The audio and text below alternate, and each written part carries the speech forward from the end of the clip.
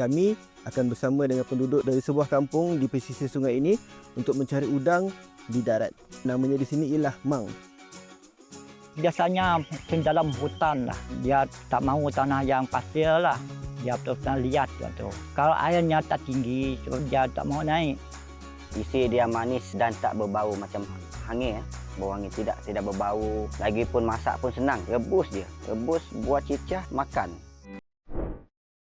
Saya mula-mula bikin mula sagu itu, nenek saya belajar dengan nenek. Tulis resep itu. Sebab dari asal dulu-dulu makan sagu. Memang tak tinggal sagu. Kalau tak ada sagu, tak nyaman.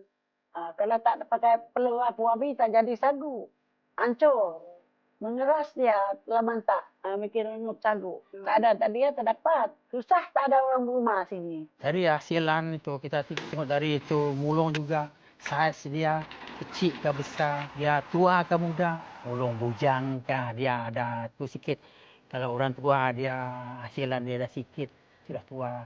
Kalau dia sedang muda itu, tu dah cantik itu.